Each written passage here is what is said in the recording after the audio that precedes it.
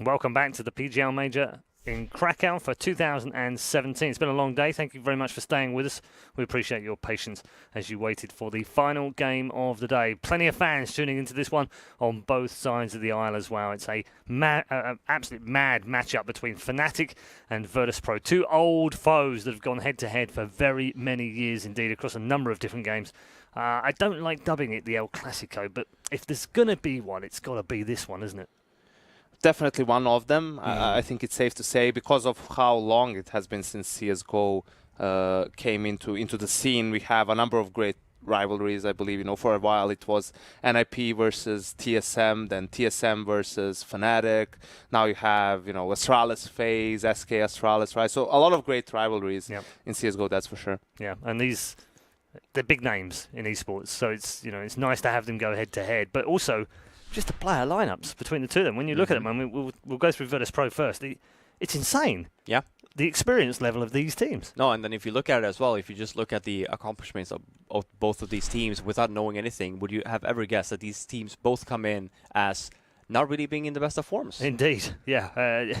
It's a strange time we live in, Janko, when we get a match between Virtus.Pro and Fnatic, and we aren't even considering them as top four. Yeah, go back to the major perhaps last year, and you say VP is playing Fnatic, and you're asking, is it the grand final or the semi-final, right? That's what you would expect from these teams last year, but unfortunately this year both have been pretty underwhelming. VP even more so, because Fnatic was going through those roster changes and so forth. But I think it's obvious when it comes to the actual major itself, things tend to, go back to normal, so to speak. We saw VP, yes, versus Vegas Squadron, but very dominant, very on point. Fnatic as well managed to come back after a lousy start versus Flipside. So this is where the experience of these players, and more than anything else, probably composure under the huge pressure, really comes into play. There's also a good opportunity here, Robin, for one of these two teams to go 2-0 and one game away from the quarterfinals. Yeah. And that's a big thing for both these teams, Definitely. with the form that they've been in. Definitely. I mean, whoever wins here is probably going to play SK. Woo! This is why we're going into bid. Yeah, they could still. Yeah, it's 50-50. This is where we're going to go into. It's like, do we want to lose on purpose? Maybe? Could play Gambit. Maybe we want to lose on purpose. We'll have Gambit, Big. That's true. SK and the winner of this in the last all three of these teams have just been playing great Counter-Strike, right? Even Big, even though the controversy that people seem to surround behind Big, especially during the Cloud9 game, I mean, despite that fact, the Restart T-side was just, I feel like T-side was incredible, wasn't it? It's great. Yeah, They've just played great Counter-Strike, and I just feel like their whole bug thing should never really get away from their actual accomplishments. Yeah, and same with Gambit. I mean, I had Gambit losing the first game, day one, and then they're just coming in. They've definitely prepared for this tournament, and now we have both Fnatic and VP. And like Yank was saying, this is a major. We always expect VP to maybe not make it our groups, but they always come in and perform. This doesn't really matter the slump. You saw Eleague Major as well, the last one, where it's like you never really expected that much of them, and they were just coming in, and it was like a brand new VP again. See, Janko, I've got a believer on the desk with me. I do have. He knows what the power of the major and the power of Poland brings in Virtus.Pro. Absolutely, he got to experience it firsthand. I got to experience the plow. 2014. Yeah, let's move swiftly on to Fnatic before Robbie gets flashbacks or something and he leaves the desk. That's when the plow actually got its name. Yeah, I mean, both of these teams I have great experience with, right? The Fnatic, the old roster, was the first major winner, so we were supposed to win that. But, you were supposed to. Yeah, is this painful for you right now? Are we dragging up bad memories? I just want to see the map veto so we can go ahead and watch the game, right? Yeah, it is. I mean, you've played against both of them, obviously, as lineups, and as you said, Fnatic first winners of the majors all the way back at the very first one, DreamHack 2013 in the winter, and Virtus.Pro winning the second one in Katowice at EMS1. So that doesn't seem that long ago. No, it really does. I mean, if you look at it as well, I retired 3 years ago. Wow. Is it really 3 years now already? Yeah. That's a long time right? ago, man. That is you a never long think time of it that ago, way, yeah. right? So like, that's why when people refer to it as, the greatness of, for example, VP, they won 3 years ago. Yeah. That was the major, right? So it's been a very long time since we actually seen the VP, the Virtus Cloud that we all come to love. But they're still a really, really good team, right? It can still upset people. They can still got to the final, E-League? Yeah, definitely. And they will. It doesn't really matter who they're. And like we can even put SK to the test, right? So if VP is on point, they will throw one hell of a best of 3 Well, series. they were the team that last year was basically the only one at the majors that did challenge SK. You know, those were both times at both majors. Those were very, very close games, and SK, after passing that hurdle, managed to go on and win the whole thing. And we're looking for a challenger for SK right now, or we're looking for a challenger to Cold Zero maybe. Does it come in the form of Fnatic with the experience and the lineup that they've got and the fact that they've got all this major history behind them? Are they a bit of a sleeper team here, do you feel? I don't think so, really. I feel for Fnatic it would really have to be them having an amazing day in order to beat a team like SK in a best of 3. Simply because like the Counter-Strike that they play is outdated. You can see that they are trying to adapt. They're trying to implement more strategies, to have more structure to fall back on. But it's not easy. For one, in general, it's not easy to implement that style. For two, definitely not easy for a set of players who never played it. Like, they've never played that style. They've always relied on individual skill, always played super loose, and they, no matter how ridiculous this will sound, have to learn how to play the game in that way. You know, you could see in some of their calls, in some of their executes, even that stuff is not optimal. It's not something that can work in perhaps today's metagame. It's something that their opponents are already prepared for, something that used to work in the past. So for Fnatic, there's still, in my opinion, a lot of work to be done before they can be a consistent contender in today's landscape. What do you make of that? No, I mean, I definitely agree, and even to the point there as well, when you go back to the old Fnatic, the two people that you would always talk to within that team would be Olfmeister back in 2015, 2016, best player in the world. Yep. 2015. 15. Yeah. But then the other guy that people rarely spoke about, especially during majors, was Flusha, best player during the majors for Fnatic. But now coming into this tournament, right, as of late, it's actually been JW that's been the best performing player, and that should really not be the case. All right, we're going to get into the vetoes right now. Fnatic are going to remove Nuke and Train. It's really surprised to me that Fnatic is removing it, not necessarily just in this matchup. I'm just saying in general. Like they're a Swedish team. Have played Nuke from before. I don't necessarily understand why you know, especially with this roster, it's a roster that would be really good on Nuke. Maybe the small advantage that Fnatic has here is that their permaban cache alongside Cobblestone is basically a map that VP doesn't play either, so they're relying on VP to ban cache. And but this is actually we've actually ended up with, from VP. So it's Cobble or Cache. He's getting a coin flip. Oh, come on! What is this RNG stuff? It's not even a coin. Okay. Oh my god, they tricked us all. They tricked us all. All right. They were going to go down the G2 road and they thought better of it. Never go full G2, boys. And they actually pick a cache. All right.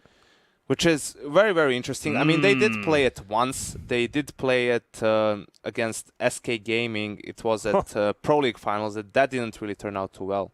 Look at Taz's face, and then look at the contrast on JW's face right now.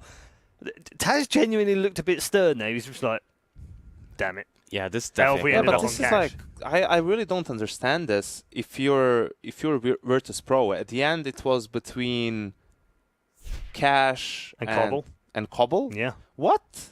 And they go for Cache. Yeah, it's a map that VP doesn't play as well, right? It's VP's permaban. Right, I'm going to let you two deliberate because they're kind of thrown right now. They're a bit like, no, it's like boom. And I think Yanko might have some sort of problem. So we're just going to leave him to recover. And instead we're going to head over to our commentary team in a much more settled fashion for a very good game between Fnatic and Virtus.Pro.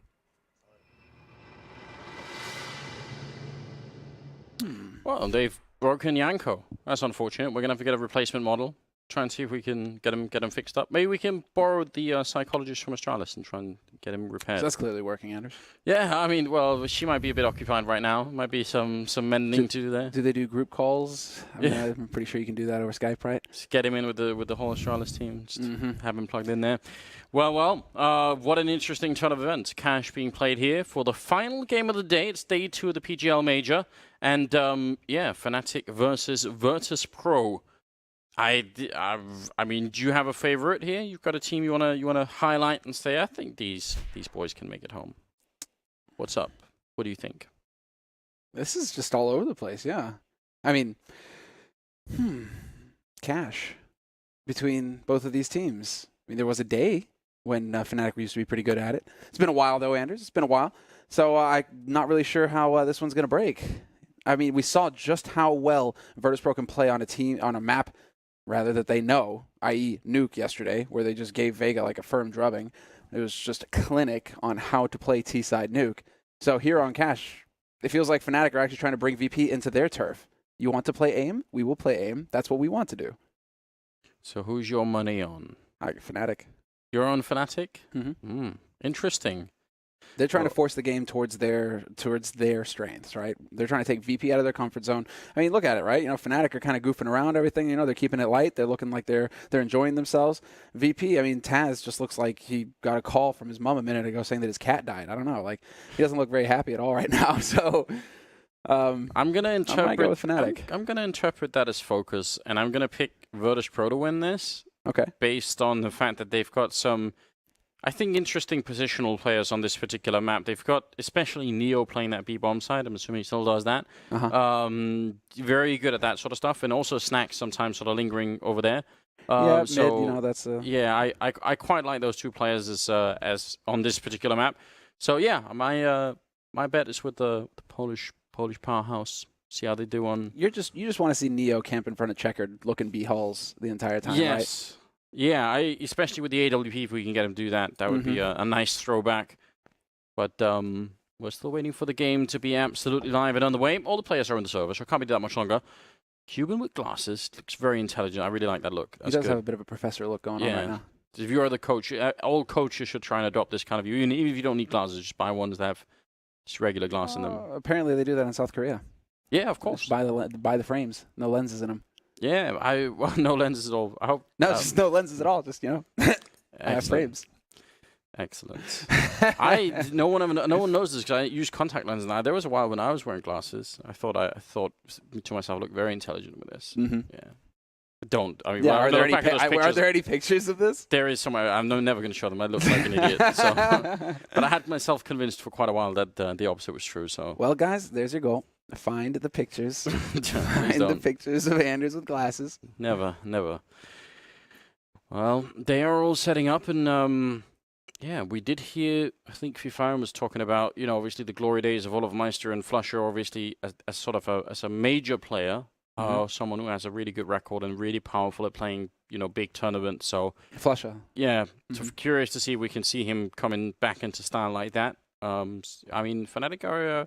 They're just in an interesting spot right now. Not that long ago, I thought this whole Fnatic project was sort of, maybe a bit a waste of time, to put it bluntly. But I'm starting to get way more interested in it now. I think it's looking really fun, and I think it could definitely go somewhere now. They have all the players that they're sort of like just the Swedish version of G2, where you've got like so much firepower, you've got everything. You just need that last little click, like the last X factor, and then everything should be in order. Exactly. Yeah, it's just you have to. I think if you're Fnatic, you have to, and this is why this encourages me to see them kind of goofing around at the start, is because that's what they used to do when they were dominant. It's just they're goofing around, they're telling jokes, crims, trying to make his friends crack up, all that sort of stuff, right? And so they had that team element, like they're a very tightly knit unit where they were able to joke, they were able to have a good time, even in incredibly stressful periods where you were thinking, right, there's no way that they win this map.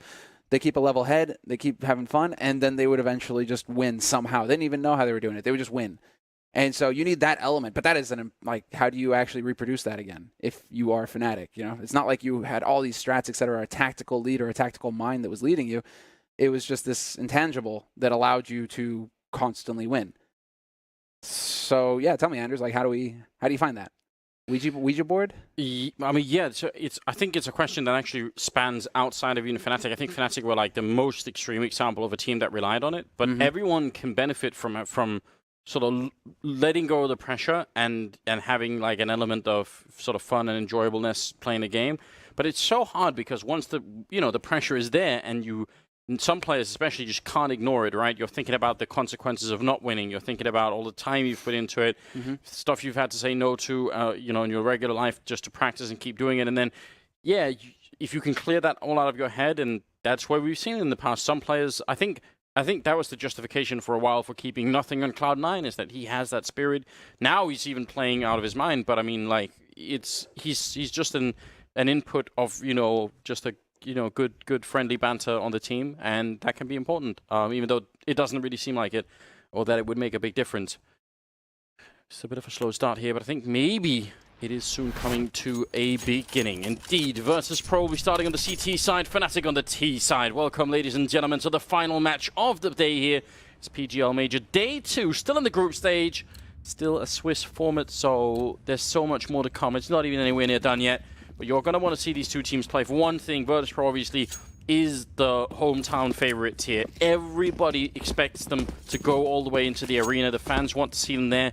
And Fnatic, though, I mean, they've been looking pretty good, and I'm interested to see how it'll play out once they get to it. I think there's a bit of a hiccup. Maybe someone managed to, I don't know, unplug their mouse. We had the same thing with SK and Astralis as well. So looks like we should just get a reboot going really quickly. The Valve devs are on site. They could literally just go in like Matrix mode and just hard code the server restart. Just plug themselves in virtual reality style. That, or maybe this is just actually how it is supposed to go. That you get reset in from the warm up, and then you actually have to like launch it twice. Have you ever watched that? Yeah, there should be a quick restart. Have you ever seen that terrible movie Hackers, where they're sort of flying around and terrible? Yeah, terrible, terrible. Anders, careful! You tread on thin ice. I know some people hold in high regard, but I mean, for somebody who claims that all this is a simulation, to say that Hackers. I can tell it's a horrible movie. I can tell I've deeply offended you somewhere. I'm sorry. I apologize. I should have never said that. Listen, Anders, we'll hack the world together. Hack the world, yes. Oh God, I forgot about that. Oh. Also, Angelina Jolie. I mean, when she was good fun back then, and she's lost her mind in the meantime. It's a real shame. And well, yeah, but also Sick Boy. I always forget his damn name, but the guy who played Sick Boy in Trainspotting, also in that movie. Very true. Very true. Yeah, but maybe people could go back and watch it and make up their own opinion. I'm sure a lot of people haven't. Bit of an old movie at this point. It's an old movie, yes, but well worth it. Watch it with your friends. Plenty of memes to be had. But not before you watch this game. It will be double smoke so far on Virtus.Pro, and a diffuse kit there on Snacks, and for the T side, another double smoke setup. So interested to see. And sometimes we see retake strats on this particular map on the A-bomb side. Doesn't seem like it. In fact, it's more like a retake on B, which is almost unheard of. That is actually a very strange decision here, but VP now, they can be in a prime spot as well. Neo gets full flash, though, and that's the worst case scenario. Loses track of his crosshair. The follow-up, however, there's the crossfire setup, and Snacks and Pacho, they're shredding him. 2 kills right back, and we're into a 3-on-3. VP, it was a bouncy start there for Neo, but they did the damage to bring it back to an even keel here. Oh, man, BO1 falling very low on health. That's obviously a problem. The bomb is not planted for main, so they've got to be a bit careful about Flusher getting too far away from the action. But first of all, Virtus.Pro have to get in and start that retake. Olaf, they know where he is. Can they get the right grenades in? One already being popped out, a counter flash coming in, flashing the whole Virtus.Pro team. And things are looking great for Fnatic right now. The alley goes down to Olaf Meister. Flusher with a kill on Snacks, and Taz just all over the place. Instead, it's Olaf picking up a great couple of kills at the end. And Fnatic will win the round. Well done. Fantastic work from the Swedes. The anti-flashes were good. The anti-flashes were great for VP. Getting it back to a 2-on-2, but then they just played the anti-plant. They played the after-plant so well. And that is a glimmer of the old Fnatic, right? Because they were just indomitable when it came to after-plants. It was that sixth sense that just started kicking in, and it was so hard to get them off of bomb sites to get into defuse that bomb. They were so good at setting up the crossfires and knowing when to peek to support each other. And so they don't even lose a man in that retake. VP, they just ran into a brick wall. And so the Swedes will get the strong start. They will win the pistol. And now we have to see if they're going to be able to hold things together here in the second round. 2 Deagles, 2 5.7s, and a Scout on Pasha. So there is an investment into this round from the VP point of view. They will still be able to save some money. There's 800 in Taz and Neo, so something is being saved here, but could still put up a pretty good fight, I think, against the Fnatic team, who are being very careful right now, except for holding B, which is strange. If you're this careful on the rest of it, surely you'd want someone holding outside of B to make sure Virtus.Pro aren't sneaking out. Oh, actually got a little bit of a tag there down to 90 HP. Crim's going to set it up, though. Sure enough, looking to take advantage of it, but he just can't get the shot put together fast enough. So a bit of a missed opportunity. BO1 going right back to BO1's spot behind Forklift. This is his home turf, and this is a stack now for VP. They have 4 players ready on A to just welcome Fnatic onto the site, and already Snacks and BO1 shredding them. Doing a great job, Snatch following up. He continues, and Dennis is now left alone in a 1-on-3 with just 30 seconds left. This is an absolute disaster. A bit of a replay of the match that we saw last time where they just kept trading rounds again and again, and now Dennis is completely confused. Shot in the back. He's going to get the kill on Neo, but he's down to 38. How do you even get the bomb plant in this kind of position? If you try for it, they're going to be right on top of you. And, well, he gets the headshot on Pasha. And something going right now. It's just Taz left and takes him out with a deagle. And Virtus.Pro, they win the follow-up round. Man, what an upsetting situation for Fnatic. That's such a scary situation, though, because you're thinking in the back of your mind that Dennis could do it. He's in a position to win. He still had 14 seconds left when he takes that fight with Taz. So he could have actually tried to make it onto the site and set up for the plant. Instead, he chose to fight, and, well, it wasn't pretty. They don't survive. That's been the trend, Anders. We're cursed. You win the pistol if we're casting your game today. You win the pistol, but you do not win the second round.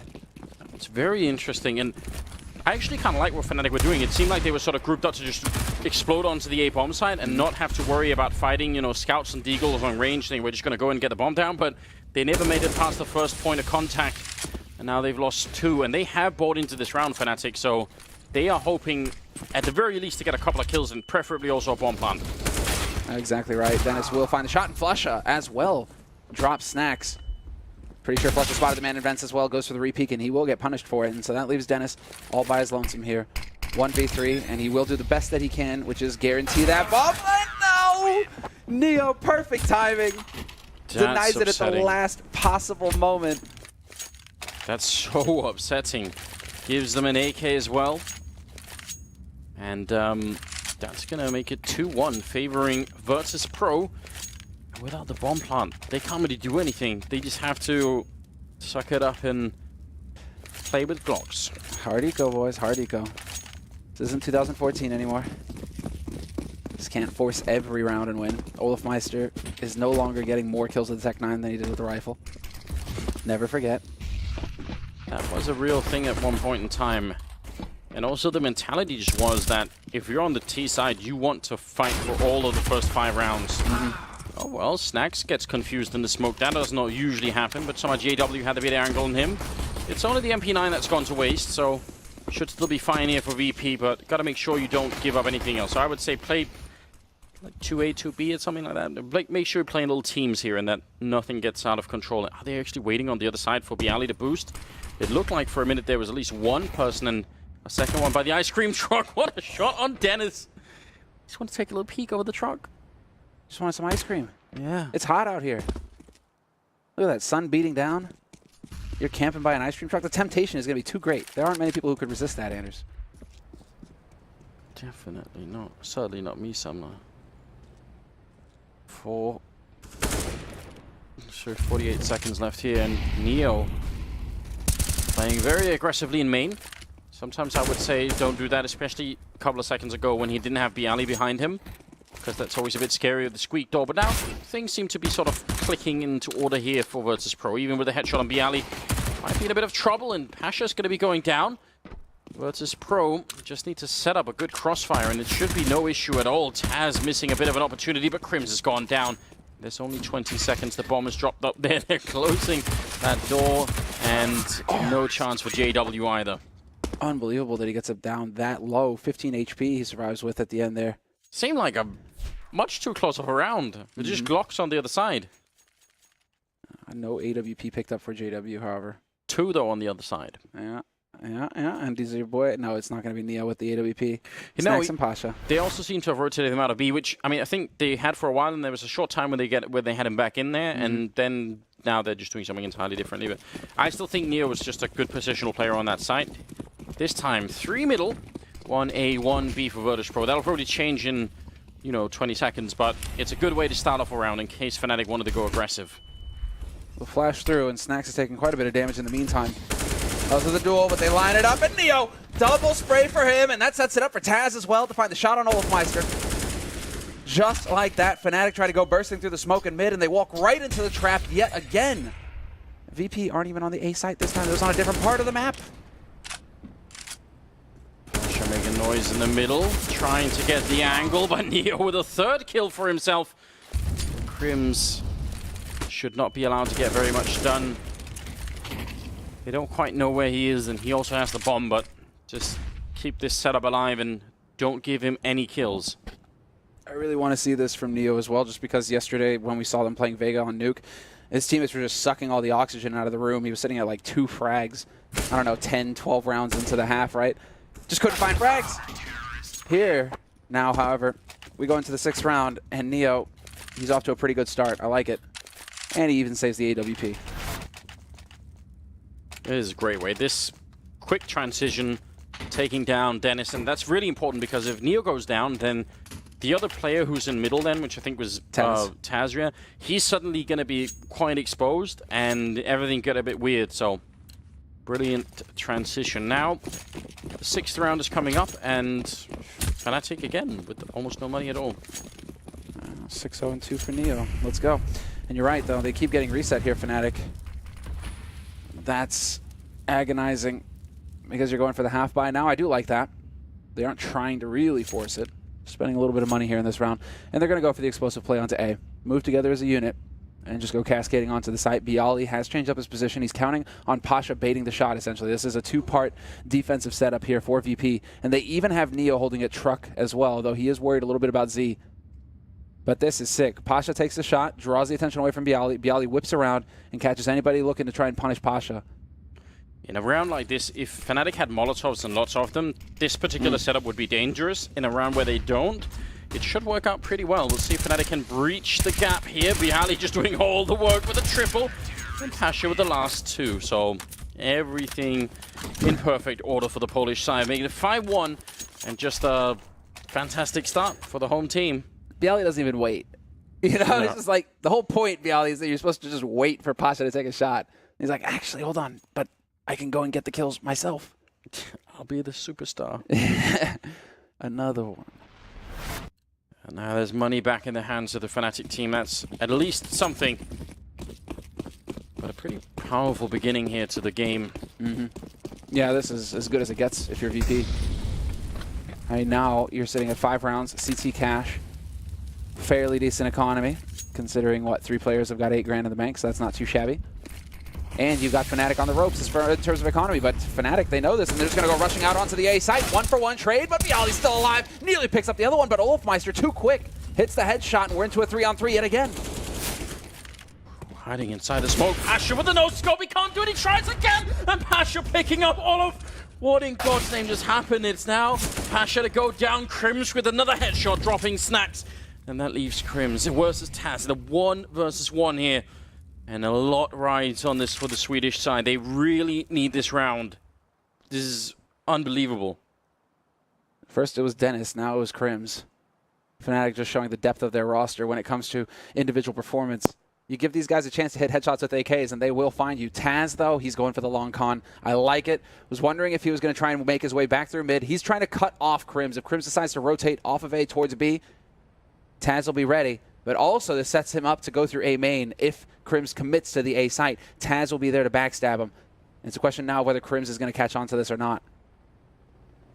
It's so hard because once you haven't seen anyone in 25 seconds, you could essentially just say, I have no way of knowing, and he has no way of knowing, so, you know, everything just goes out the window.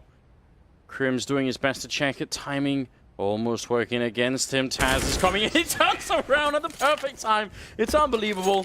Triple for Crims, all headshots. A beautiful round coming out of him. You see some reactions. I mean, such a long time for Taz to get in that position, but these 2 first kills are just stunning, aren't they? Yeah. So, there was something that's crazy about this round is the fact that Virtus.Pro actually had a very good read on Fnatic. They had 3 men stacked in A, 2 in B, and none in middle. So you would think they had the perfect setup to deal with shutting down that kind of a push for the Fnatic team, but... And byali was close. Yeah. Had he had that third kill on Olofmeister, that pretty much ends it. And instead, we're left with Fnatic on a 2nd round, and VP having to tap into that bank. Snacks once again. He's been playing from Checker with this AWP.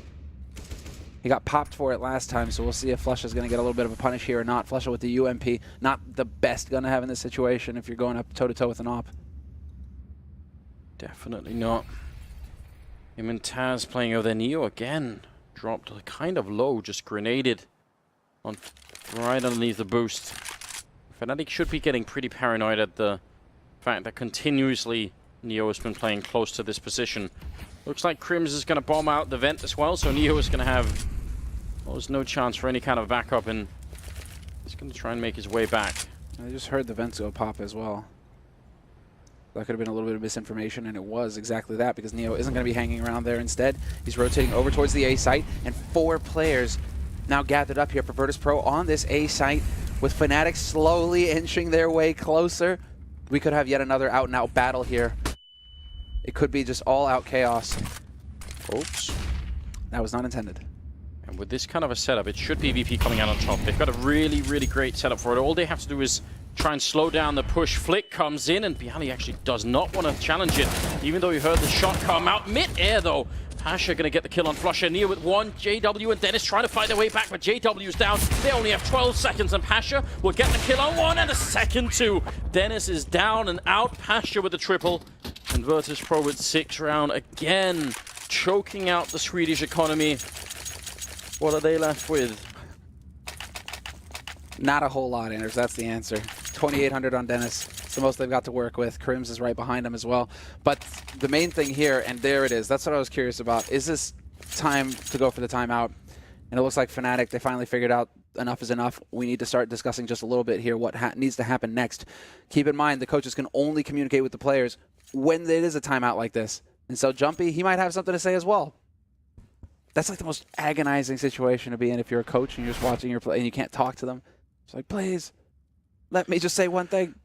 And how do you make up for the fact that for quite a number of rounds now, Virtus.Pro have had they had the 3-man stack in middle when Fnatic were pushing aggressive middle.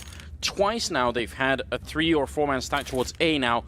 At least Fnatic won one of them due to Crims winning, getting a triple essentially. Right. But apart from that, Virtus.Pro's setup on the CT side is so good.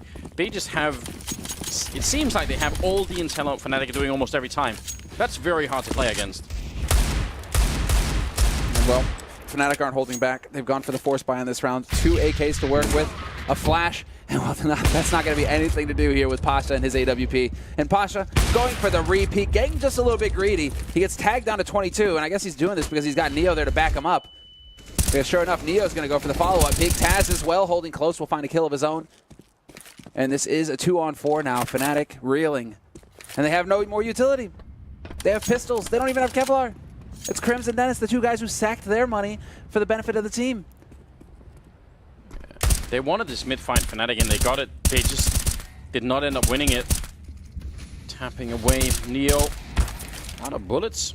Oops. Otherwise, that might have been the end of it. Pasha will come in and close it all out. 7-2 here. Such a great setup. That was Taz in the vents by B, and then 2 men in middle. I mean, if you boost up into that, you can't really expect to win that fight. You're probably going to lose that pretty much 100% of the time. Pasha's got 12 and 5. Exactly, especially when Pasha, who's gone back to the AWP, is hitting shots again. Yeah. All of a sudden, he has become a real threat. So wherever he is on the map, he's just finding frags. Feels like there's a bit of a trend going on here. We'll have to see. Can he get the 35 frags in regulation time? Seriously doubt it. There we are going to see the jump boost coming in. Snacks could actually be in a lot of trouble. He's got some backup. Luckily, Taz has come in and he has a Molotov. Did he hear it? No, they're not prepared at all. Definitely no intel. Taz is down. And Snacks has got the pistol. He's already been shot in the face once. And they're not going to chase him down. Just a perfect call for Fnatic in this round. It'll be interesting now to see if they can hold all the way off. They need this round on the Swedish side. Oh boy. That's not what you want to see. BO1 worried about the lurk in mid, but he might be able to get the drop on Crims here if he moves fast enough, sure enough. Making just a little bit of noise. Neo took a lot, or Crims rather, took a lot of damage from the HE. And he successfully gets around the corner, but he's going to roast alive. BO1's there to end his pain, and BO1 gets the follow-up on GW as well.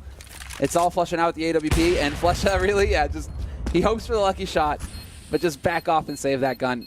Not too bad, actually. You get the bomb plant, and you get the save an AWP for whoever wants it in the next round if you're Fnatic. It's one of those rounds where you desperately wish if you're Fnatic that you had actually gone for the Tech 9 armor, because then you get the first couple of kills. You're like, well, we probably just win the round right now. But the lack of armor and the lack of grenades making it difficult, even if it was great. I mean, and it certainly was. 8-2, and moving on. 11th round coming up. AWP in the hands of JW. Can he break it open? Can he defeat Pasha? I feel like JW's been on fire lately. I want to see him up more the rest of this game. Let's get some of that action in. He's challenging the middle. Does not hit the shot through the smoke. I still like the idea. The bit of a failed grenade there coming out from Neo. Losing Bialy. He's holding close with his back to the fire and down to half health. This might be a great start for Fnatic. This is sick. And then the Molotov up close as well.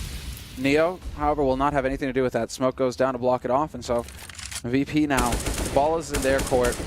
How do they decide to play from here? Pasha has got his AWP, and he will fish around in mid. He's got Taz backing him up as well. See if anybody's still lurking around here for Fnatic. And Snacks has decided to hide behind the box and checkers, so he's just got that angle exactly right. Key for Fnatic now is going to be all about not dying to Pasha. About grouping up and moving together onto a site as a unit and taking advantage of the man advantage. But now, really, it's, yeah, it looks a little grim. Looked like that was a great flick from JW. We could see it in slow motion. You have to wonder how close that was to hitting, but Pasha's lightning fast right now. And yesterday, he certainly was as well. Smoke going to go really far. Will it really draw anyone out? Yeah, it does actually draw Pasha a bit back. So is that going to be enough for them to make it through the vent? You have to wonder. Snacks is actually holding all the way over towards the bomb site. And they've also got a bit of backup in Taz. So still a pretty powerful hold. They make it in, and Taz going to be going down. Snacks will pick up one, but his feet are on fire. And trying to escape it will only expose him to Flusher. Neo in a 1 versus 3. This is a great take here for Fnatic. That's very impressive. And he just saved the AWP. I mean, 1v3 on B site, that's pretty ambitious. So at that point, when you have the op right there, maybe save that. I mean, you do have the money to rebuy. But you could have just saved that, backed off, and continued to build the bank instead now. Mainly due to Dennis and the lurk through mid. I think that opened up so much space. Although he didn't get the kill on Taz, it was Olofmeister who hit the shot to open up the B site. But just the fact that he's there to cut off the rotation from A. Pasha, he just dies to Dennis a second later, right? I mean, that is such a powerful position that Dennis managed to work himself into, and I think that was the key to unlocking it for Fnatic. Well. Quick boost and an even quicker death for JW. Pasha, again, just hitting way too many shots right now, and looks like they might go for the counter boost, which they've done a couple of times already. Oliver's right on the other side. No one getting tagged this time, but that's a bit scary. Now they're both weirdly trapped in the corner here. Molotov fails. I think that was meant to actually go over the box. Bit of grenade damage onto Neo, but still 4 versus 5, and everyone needs to calm down right now for Virtus.Pro. They have a chance at sweeping this first half. If they win this map round now, then Fnatic are going to have no money for the rest of it. Yeah, they're going to get just choked out. I mean, VP going for the mind games right now. Not sure that Fnatic, definitely don't think the Fnatic were expecting a counter boost when the man advantage is already in play. Pasha is there. Bialy, though, on high, finds 2 kills, and Pasha's still alive in the corner. Olofmeister, it's the slowest peak of his life, and Pasha... Don't think it was him. I think it was Neo spraying him down. Yeah. But I thought for a second he was going to get that shot blind. Okay, then. But the point that I was trying to make is just the fact that VP are going for the power plays here. It's not the best CS to be like re-peeking and trying to look for fights when you have the man advantage on CT side. No. But you know that Olofmeister probably just had a heart attack. Wow. JW, that's twice now where he's got the crosshair placement. He's just not able to get the shot off fast enough. Pasha's lightning fast. Him and Bialy, top of the scoreboard, 16 and 13 kills respectively. And Fnatic have decided, listen, we've had enough. No more saving. We're going to buy. We're going to try and see if we can win this one back. JW, that's dangerous. People routinely peek on top of that box with the AWP. Snacks to take down Dennis, and there's a bit of a trap lurking. They might not realize, but Taz is here. So if they try and rush him down, that could get really ugly. Flusher waiting for it. Nice flick onto Taz. Snacks now in a lot of trouble. They are all around him. He's still moved in, scoped up. They haven't actually checked it yet. They see him, but he still gets the kill on JW, and Snacks returning back in. Now backup is here, and he's going to get the kill on Olofmeister. No one can stop him at this point in time. Krims is down to 10 health, and Snacks again. That's a quad kill, leaving Krims alone to get taken out. This is the magic that we expect out of Snacks. All over the place, close range with the AWP, hiding inside of the smokes and just being an all-round terror. He is obscene, man. And this is why other teams, when you're talking about Virtus.Pro, it's just like, well, they still have snacks, right? They still have snacks. Maybe they're in a bit of a slump right now, but as long as they have snacks, things can work out. It can be all right because he's capable of plays like that. And that's off of him also not getting enough information with that first peek to know exactly what Fnatic have. If it was a force buy, if it was still an eco, not quite sure. Otherwise, I don't think Taz would have been holding that close. Because if you're thinking, oh, it's just going to be an eco, well then, yeah, you can hold close and maybe you're going to get lucky with it, right? But this is completely grotesque, isn't it? I mean, he's not, especially that kill against JW, who's actually pre-firing the angle. Yeah. All of this is out of this world. 10-3. That was Fnatic's big investment. That was what was going to crack it all open for them. Now instead it's 10-3 and they don't have the money to buy. They're just going to go for Tech-9s and Armor, I suppose. B-Rush. Yeah, maybe worth it. Contact B. I mean, it is definitely a viable strategy here because they know now, if Snacks is going to be here with an op, if we throw 4 Tech-9s at him, we can just run him over, right? Maybe he takes one of us, but we should win through and get onto the site. And it looks like that's going to be the game plan. Smoke's going down left and right here on the B site. Molotovs as well. Snacks turned away, and they're running close, and he knows it. There's the 5-7.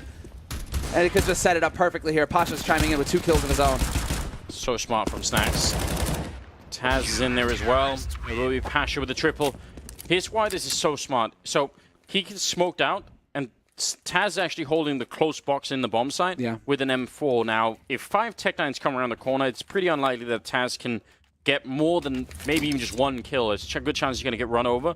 So Snacks is just saying, well, I will be here for the crossfire. I can actually see them before they get to Taz. So if he just stays on the other side of the smoke, he's sort of pretty much making a good case that Fnatic could at least get the bomb plant down.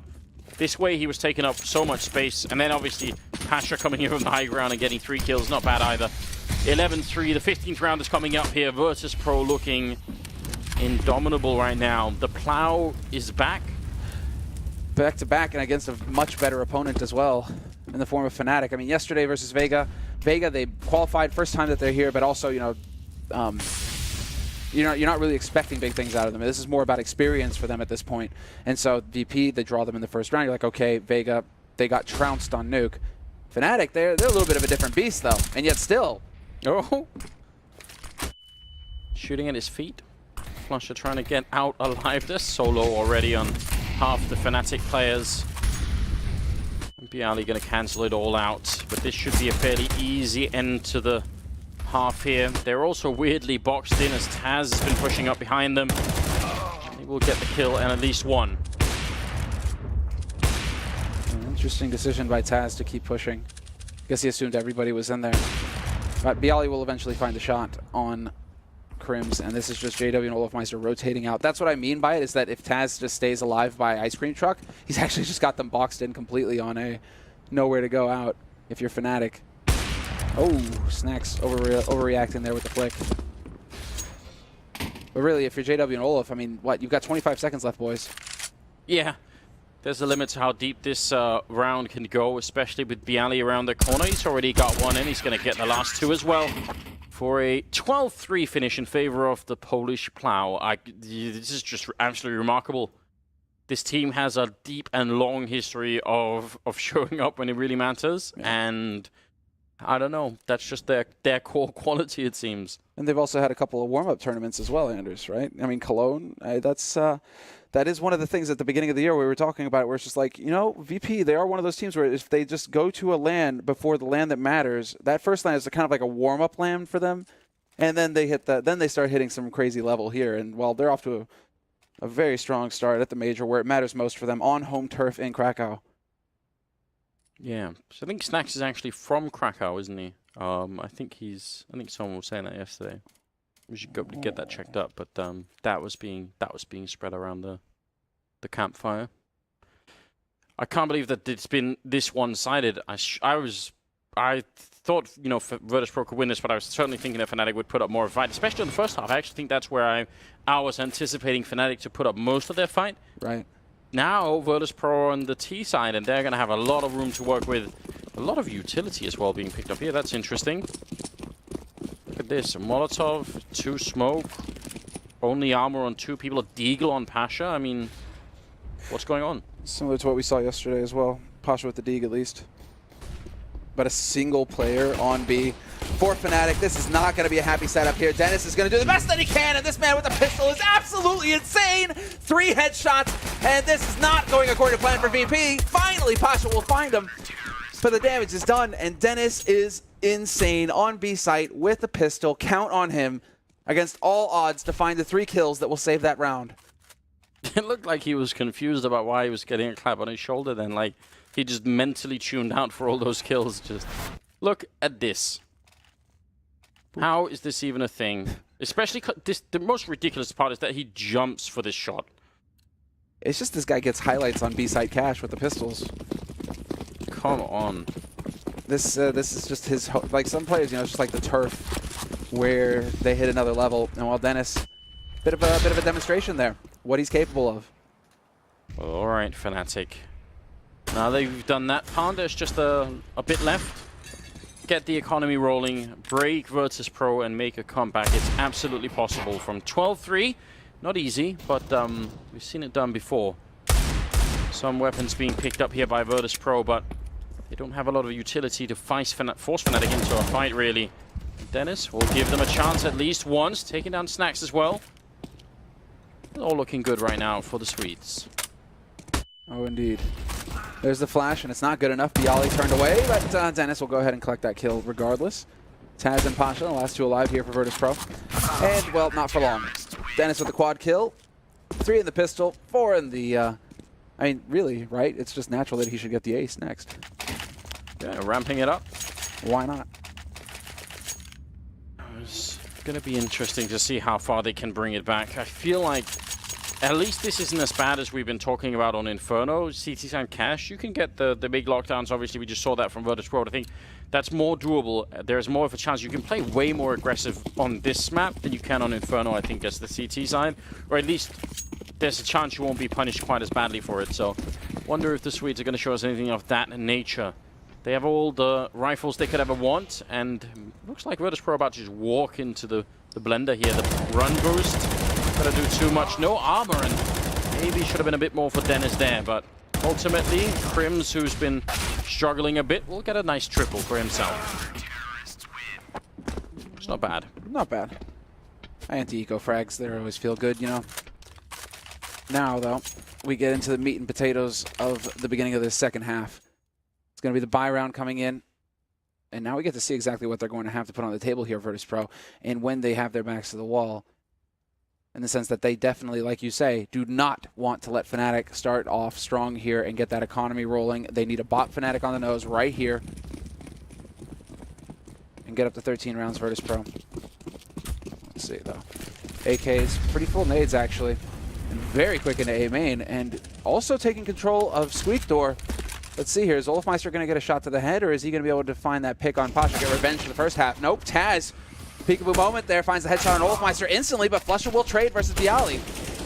Now they're out on the site. JW somehow lives with the FAMAS. Eventually he's going to be going down. That makes it a 2-on-3.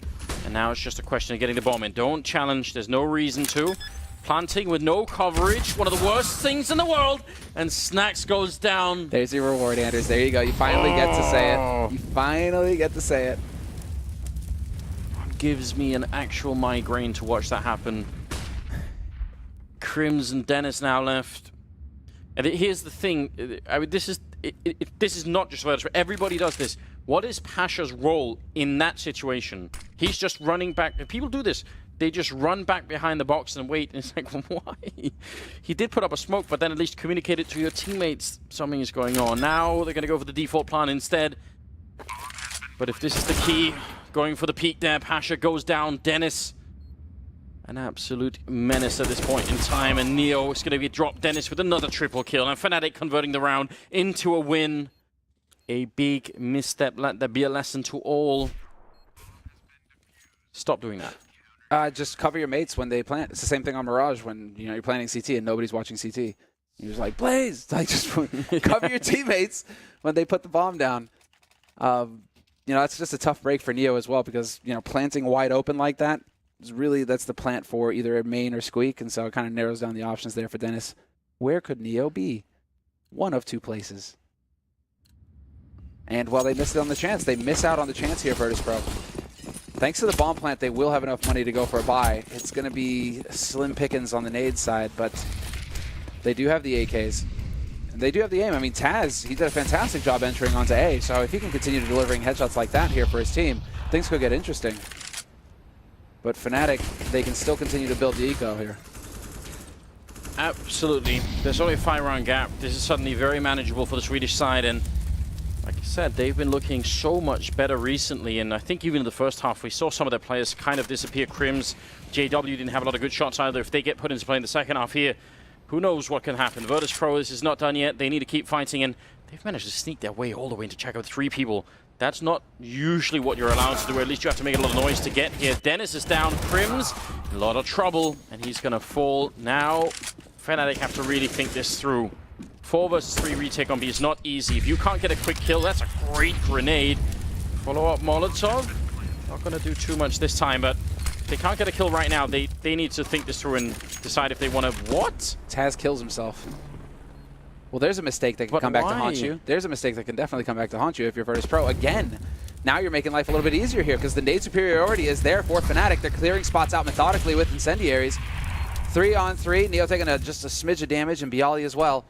And now is the time where something has to happen here if you're Fnatic. And sure enough, Pasha's going to open up, but that sets it up for Neo to get the cross. And Bialy, H1 on VP, managing to pick up a kill in that retake. And in the end, it will actually work out here for Virtus.Pro. I cannot for the life of me explain to you why Taz died in that situation. Because he walks in and out of the fire like 3 separate times to burn live. It's not that the fire sort of spreads to him and then he just sits in it and dies. He actually sort of like wiggles in and out of it for a bit. It's like playing a game with chicken or something with the fire. Don't do it. I mean, just don't. It's my advice for the future. Don't do it. It's not really like it's a mystery when it comes to fire, right? You know, you put your hand in it, it kind of hurts. Yeah, it is pretty straightforward. Well then, maybe someone will show us a replay, show us an angle we didn't see. Maybe they could zoom in on that. We are up to a 6-round gap. Virtus.Pro winning that one and sneaking through the smoke into Checker. That's a really bold play, and you saw how badly it caught Fnatic off guard. Dennis was even, I think Crims and Dennis were actually both sort of looking there and realized it was just too much. The main thing is that they got the raid boss as that opening kill, right, VP? Dennis wasn't able to have an impact. I mean, he's at 20 frags right now. Doubling the runner-up. That's Olafmeister with 10. Oh, wow, it looked like JW wanted to get flashed in through the smoke, but instead now, waiting by the forklift. This might not be a good position. There are a lot of people coming for him. He's going to get one. Bialy with one of them, and 8-cheek grenade from Pasha to take out Flusher. And now Pasha once more. He doesn't have the AWP this time, but the AK might not be enough. JW gets a couple of kills before he's down, and now it's Dennis versus Neo. Same 1v1 from earlier that Dennis won, and he's going to do it again. Double kill for him to save Fnatic. This is so incredibly close right now. I'm sort of shocked that JW managed to get that much out of the round. Yeah, and being so mobile as well. Keep in mind, he started at forklift and then worked his way all the way back around to NBK corner to actually make something happen there and pick up the kills on A main. Like, that is sick play from JW. Not stopping for a second. And well, obviously, Dennis, another huge clutch. I mean, Dennis really is right now the driving engine behind Fnatic. 22 frags, 2 massive clutches to keep his team in it. And well, that just resets VP so hard. Yeah, this might be the opening to make the full comeback, actually, because the Polish economy is looking dire at the moment. Bit of a jump and actually some damage onto JW after that. That's not a bad shot for Snacks to hit. Now he's hiding behind the forklift, and can he sneak his way in? I don't think he got spotted this time, and he will take down Flusher. It's a nice return from JW. This is the kind of aim that we want to see out of him. A bit more of that. Gonna go face first through the squeak door. He runs out of bullets against Taz. That's just unfortunate. Bialy should not be allowed to get the bomb plant here. Actually fakes it once more with a Glock. It's not going to be too impressive. Deagle, P250, yeah, sure, but... Yeah, exactly. P250 might have been a real fight there, unfortunately for him, though. They are going to go for the buy, though, it looks like, VP. I like Taz, though, because he tries to get through back into the smoke because he picked up the M4. So if he could have just got back through that smoke, then you're talking rifle, M4. Maybe you can do something with that, right? You can help Bialy out. So, I mean, initially on the surface, this buy looks great for Virtus.Pro. When you look at the grenades, you think, and then you look at the fact that there's no armor on Pasha either, things get a bit more risky. No armor AWP on T side is always more dangerous. There's so many chances for you to get blown up. And this is the second time they've done this now. These kinds of just very low eco kind of buys where you're just getting the rifles, but you're not giving yourself any utility to work with. And so now, I mean, well, it came pretty damn close last time. So will it work again here? I mean, Pasha was just doing work with that AWP in the first half, so I think right now VP are like, oh, you have an op. Okay, maybe we can count on you to create the opening. It's an unusual amount of wall banging going on here. Usually we don't see this much of it. It's done quite a bit of damage to JW, and Crims is going to fall to Neo. That's a huge pick-off over at the B side of the map. With the damage done to JW now, things are looking sketchy. Neo wants to peek that angle, but there's a second player that's shown up. Taz gets one. JW will go down to Neo as the refrac, and he's going to push all the way into CT spawn. This very intelligent Olofmeister coming out of vents quick and wrecking the whole round for Virtus.Pro. They had everything going their way. They were so focused on that CT spawn area, they just forgot about the vents, and they could have had at least 2 people covering it. That's some sick awareness from Fnatic. Olofmeister started that rotation into mid pretty early on. And so they were fully covered on that B side. If it came down to hit, Olof, man, he just delivered. And now 1v2, 14 seconds left for Snacks. And well, there's the Molotov, unfortunately for him. Again, getting caught with the nade in his hand. Is he going to be able to make it back onto the site? 7 seconds. He's cutting it pretty fine here. 5 seconds, and he's just now starts the bomb plant. And it's not going to happen because Olofmeister's going to be there to... Oh! He won't win the round, but again, this time it goes their way. The split second goes VP's way, and they get that bonus money. And it looks like we will have that timeout called this round, Anders. Virtus.Pro. I'm so shocked because as soon as Neo pushes into CT spawn, right? The other 2 members, I'm kind of all right with one of them holding upper. Might not be completely necessary, but you could do that. But what is the third player on that bomb site doing for Virtus.Pro? You know, why isn't there someone covering the vents? Pasha was, I think he was covering upper with the AWP, right? Yeah, I wonder about that. Very strange. 13-9 is the scoreline. Oh, sorry, 13-10 here. And Fnatic looking very good. Yeah, he was covering upper.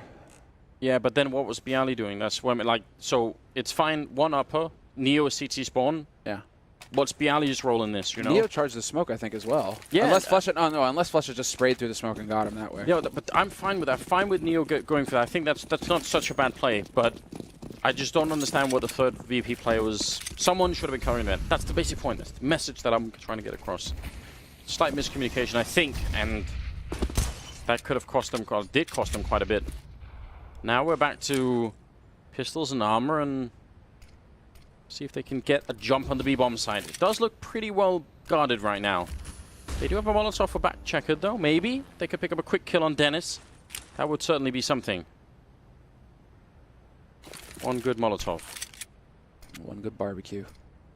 Swedes love barbecues too. So, I mean, you know, doesn't look like Dennis wants to have one. Instead, he's going to back out.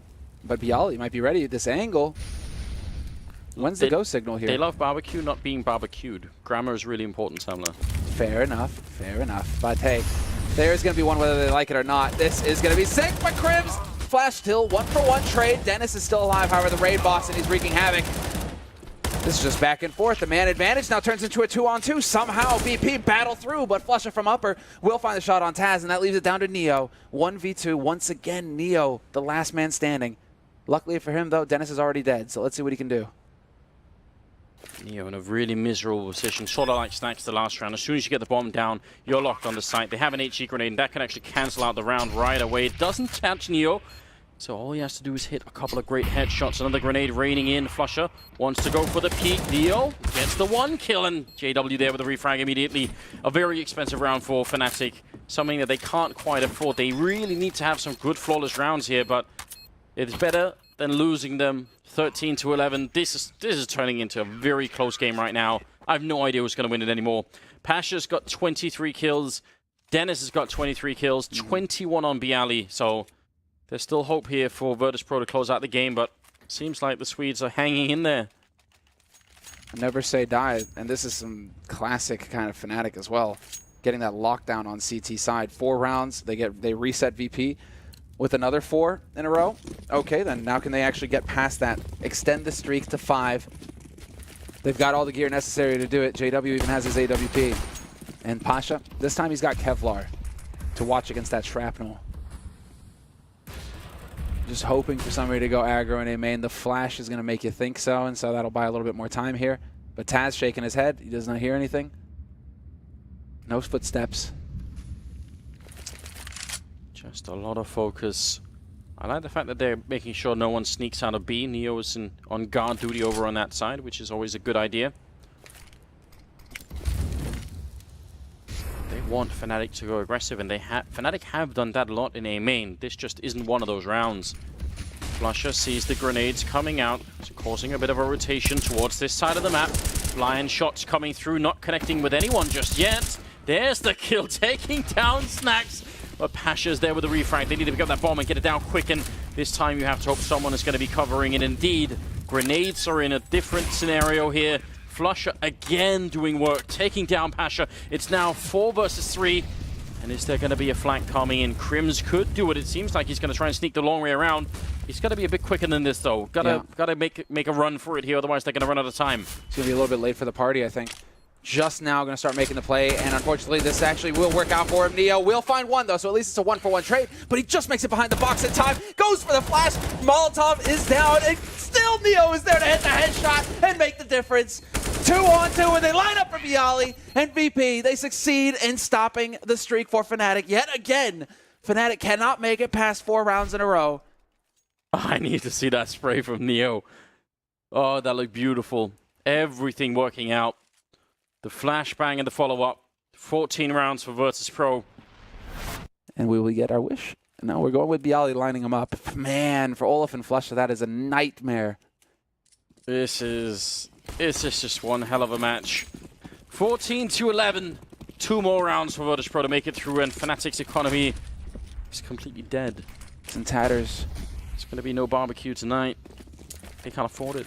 It's kaput. Kaput. They're left with surströmming, which is the worst thing in the world. Oh God, pity them if they are left with surströmming. That is the fermented fish. When you open the can, open it underwater, because if you don't, you will throw up. Simple as that. Simple as that. Molotov's raining in, trying to clear out all of the corners here. We'll see if Fnatic could do something with these pistols. They have been known to do it in the past.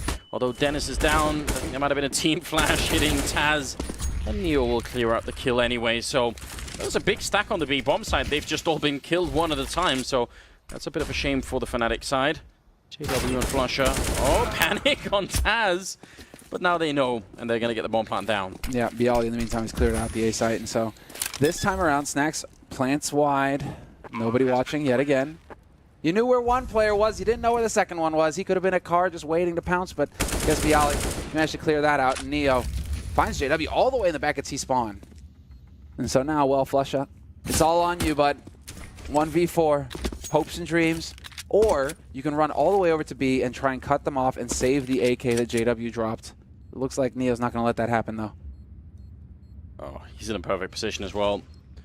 Oh, did he look the wrong way? Looked like Neo was suddenly looking for CT spawn instead. That's going to be the noise that he needed. And Neo will get the kill. Triple for him. Neo, another one of those legends that has just come alive again. And we've been seeing a lot of them, I would say, in this tournament. Obviously a real delight. Gobby is one of them. Nothing is another one. Neo is playing extremely well. Just a lot of these players that have been playing for a very long time. I hesitate to say Mark Kolov as well. You know, been playing good. It had to come out somehow. It had to come out somehow. I can't help it. You just had to get it in there. Yeah. Celebrating the 1.6 Legends. Why not? It's not really going too hot for Markolov, though, sadly, right now. 0-2 in the groups. Yeah. So they've had a hard time, Flipside. Yeah, and well, I mean, that was Fnatic's first match against Flipside in this tournament. Beat them. Oh, a bit of a chance there, but Crims can't make it work, and Flusher's also gone down. Pasha trying to see if he can just close out this game. Fnatic, they were doing well enough on the CT side, but they just never got the economy. Even the rounds that they won against VP early on were down to sort of 2v2s, so they could never build up like a really strong bank. They need that double up setup too. They want that as well if they can get it, and no chance for that at all for the Swedish team here. Could very well be a 16-11 scoreline if VP can just close out this. Oh, well, that's a grenade. It's a grenade and a half. Snacks, he's not going to be too pleased about that. And Pasha, let's see. There's just no reason to rush things here for Virtus.Pro, and kind of want to see them just kind of like group up at this point, because they're not leaving themselves a whole whacking lot of time to work with here. 40 seconds left. Neo, Taz, and Snacks are starting to work their way over towards the B side of things, however. And Bialy, will he run into JW? If he finds the kill on JW, this is going to be big. Sneaking through the smoke, and JW will win the fight at least. I'm not sure that's going to give them too much hope, though. Dennis is about to call it in on the radio that it's on the other side. And now there's a lot of trouble here. Trying to see if he can get the sneak through. He's surely going to reload. No, he runs through without reloading, so that's very scary. Bomb has gone down. Dennis is down, and JW is in a 1 versus 4 here. Virtus.Pro are going to make their way through the second game. 16-11 against Fnatic, an absolutely amazing scoreline for them. And honestly, just a great game. The first half finishing, what, 12-3 in their favor? Certainly a very impressive situation. And I don't know, they're one match away from making the Torrent Arena, playing in front of the home crowd. That's me knocking on wood right now, you know, to cancel out what I'm about to say. The fact that, you know, the reverse sweep may be possible. 0-3 in Cologne just a week and a half ago, you know? Dude, not even. Not even, actually, yeah, not even. It's like just a week ago. This is the time. I mean, Virtus.Pro, they look so good right now. Some of their individual players have, like, the fact that Pasha's stepping up at such a high level, yes. And then Snacks is still an absolute beast and a monster, and one of the most difficult players to play against for sure. That, I don't know, I think this is going to be interesting. There is a lot of potential combinations of matchups here that could be out of control. What if SK, you know, meet Virtus.Pro? What if Astralis do instead? Like, I don't know. All of this could be interesting. Oh, man, SK versus Virtus.Pro. There's a lot of potential. I mean, we're getting ahead of ourselves. They still need to make it through. But, you know, you're starting to build the potential quarterfinals matchups in your mind. You could see that it could be explosive. Oh, absolutely. Tomorrow is only going to get better, Anders. That's Yes. how these things work, right? Because there's more on the line. We're going to have 2-0 teams, but we're also going to have 0-2 teams. We will see tomorrow the first teams to go out of the tournament, and it is going to be brutal to see because obviously this is the biggest stage. Let's hear from the analysts now at the desk what they have to say about this final match for the day. Yes, thanks very much for the commentary on the last 3 matches from Anders and Semler, of course, and we'll see them back again tomorrow in action. All 8 matches have been completed now. We'll wrap up with our desk panel for this final match, and don't go anywhere. You will want to stay tuned because we will get the matchups for the next day and round number 3 in both the high, the mid and the low matches before we sign off tonight. Let's just recap, gents, on a really good victory for Virtus.Pro, Janko. Very good and a very important victory, but not a pretty game of Counter-Strike. No, I not think it's, not the prettiest, but still. I think it's safe to say both of these teams were not comfortable playing this map, and VP thankfully had a stronger CT side. I think they had, you know, I think it was pretty obvious how they were constantly going for gambles, which is fine. On a map like Cash, it's actually maybe even a necessity, and they got good reads throughout the first half. When they decided to stack towards mid, Fnatic comes and tries to take mid. When they're aggressive towards mid and see no one's there, rotate towards A, Fnatic goes there, and VP always seemed to be in the right place at the right time in that first half. Yeah, good CT half, wasn't it? And it really set up nicely for that second. Oh yeah, no, definitely. And just to touch on their CT half as well, I mean, the reason for that, like Jank was touching on, is they did not look comfortable even on Fnatic side, right? Their T sides normally, this is not even supposed to happen if you're comfortable on this map, because you're supposed to be able to spread out. The CTs are not really supposed to even be allowed to be able to read the way the VP did. In the initial stages of the rounds, yeah, you stack mid if they push up mid, but the fact that there was no pressure on to B, there was really not necessarily any good smoke rounds either coming in from Fnatic, and I mean the same thing for VP on their T side. It was just very shaky overall, and thankfully for VP as well, on top of having a really good CT side, Pasha was stepping up, Bialy as well, and I think that Pasha is the most important player here because we always talk about Snacks being, you know, VP's go-to guy. Yep. Pasha used to be one of the the world's best players. This was a while back, but you know, when you do have him stepping up and you also have Snacks, then you do see the tendency of VP, you know, turning into that plow, right? When you have more than one player just stepping up and you have the support players around that. I mean, I think that's a mark, isn't it, Janko, of the quality of the match. We said it wasn't the greatest match of Counter-Strike, but they've got through it. Is that when you look back on it, there were a number of rounds where there were 3Ks from both sets of players. You know, Neo had a 3K, Olaf had a 3K, Dennis had that incredible 3K as well. It seemed those 3Ks were coming up a lot, which suggests that there was a lot of individual performances being done. Yeah, and that the game was a bit random, right? That happens when people don't have a set plan, they don't know where they need to look, coming into a bomb site, what position they need to cover, and it allows for someone to make an individual play. I think a big factor in that first half specifically was Pasha versus JW towards that mid area of the map with the AWP. JW a couple of times tried to get an early entry kill from that boost position, but Pasha got a better on him. And in this Fnatic lineup, JW is probably the most important player because he's the one who creates space for everyone else. Yes, Olaf is the one who mops up and has great games, has a lot of frags, but that's very difficult to happen unless JW is able to create space with his aggressive playstyle. And even in the second half, when you look towards VP, yes, they did lose a number of rounds where they had an advantage, a 3v2, a 4v2, but the way they got those advantages was doing very, very simple things. Just going towards A, smoke towards highway, Molotov MBK, Molotov quad, pop flash here, go in together and get the trade kills, and they did a good job at that. We saw one set execute towards B. I don't even think that necessarily has to be team practice. That's just, you know, okay, does anyone know to throw this Molotov, this smoke, that Molotov? Yeah. Yes, I do. Yes, I do. And then let's just go for an execute towards B. All right, let's bring Taz in because he's waiting patiently in the plans area right now. Hello, Darkness, my old friend. Hello, boys. I mean, what you are talking is like so crazy, but let's go. Let's go. You can talk. You can have a 1v1 with Janko if you want. I have simply no words. I'm speechless. Right. I can tell you one. You really know how to undermine win for a team. See, we're going to focus on the positive, you and I, Taz, right now, because I think that was a fantastic win for you guys. You've had a lot of stick over the last couple of months about all the form, and you're not in great form, and it's the worst run of all time, and all that. And yet you come here to the major. I was a believer. I said right up the front, it's a major. It's in Poland. How can they not play well here? I mean, you know, we need to remember that we played at like midnight, both teams, so. Yep. Score could be different if we would play earlier, so we need to respect Fnatic anyway. I think that the Polish major is very important for us. I told you about it yesterday, so this always is in our hearts, in our heads. But other than that, I can't say that Cash is our best map, but we felt comfortable and we are more than ready on Cash. I have no idea what you guys are talking about about some stuff, but you just put them in their place, Taz. It's fine. Yeah. It's fine. Let's talk about the veto, because I was intrigued about the veto in the sense that we were slightly surprised that it came down to Cobble Cash and that you kind of vetoed the other 3 maps. Can you talk us through what your thoughts were behind that? I mean, currently we can play all 7 maps. We were really practicing for like 3 months or more.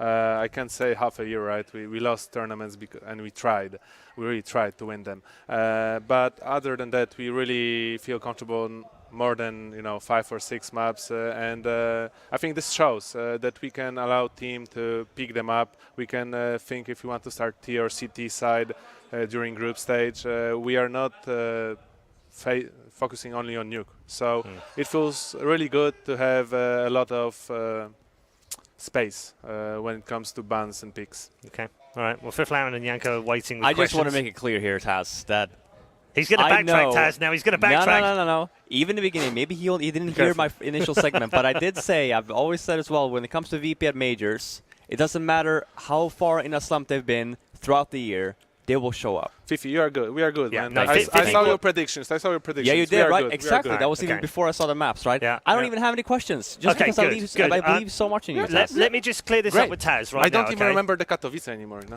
I do. Believe me, I do, Taz. Oh, actually, please don't bring that up. You're tilted. I also remember. Yeah. Okay. Thank you. Okay. Yeah. No. Trust me, Taz. When I say this, right? Fiflaren was on the VP train from the start. He was part of the Passion Project. There is one man on this panel that wasn't, though. Would you like to speak to him? Yeah, let's go. I love it. Let's go. What do you mean? I was telling that Torin, VP played. Janko, hey. Yes, Cash is your best map at the moment. Can you confirm? No. I said Nuke is our best map by far, and we feel comfortable playing Nuke any hour, any day with any amount of players from our team. But other than that, other maps we feel good. And this event will only verify which maps are our better maps or which ones we should work on. Okay, fair enough. All right. You are 2-0 right now, Taz. You've got 3 other teams in the draw for tomorrow. You are 1 game away from playing in the stadium, which I know is what your first objective is. Not your only objective, but your first objective. Got any preferences in the mix there? There's Gambit, there's Big, and there's SK. No, for me, there is no group stage. There is no playoffs. I'm here to play in the finals, and this is the only objective we have. We have only 2 wins now. We need at least 7 more to be in the final. Not 7, but 5 more to be in finals. So that's what we are focused on, and yeah. All right, we're going to let you go. I know it's late. Thank you very much for joining us, Taz. Thanks. As always, a star man and some big words from a big man. Okay, he's gone now. He's gone now. You can talk They about played it. atrocious. It was horrible. You're so terrible, Vivlan. What a terrible man. No, I mean, he talks a good game, Janko, and he's got to talk a good game, isn't he? He's got to keep faith in his team. He's got to keep being confident. He's got to tell other teams that they can play all 7 maps. He wants to put the frighteners on other teams. Listen, it's easy for us to sit here and call BS on Taz's part regarding Cash, right? But what happens if you're Astralis and Cash is your 6th map on the death pool and you saw VP beat Fnatic, you hear Taz talking stuff, are you willing to risk that in a potential playoff game?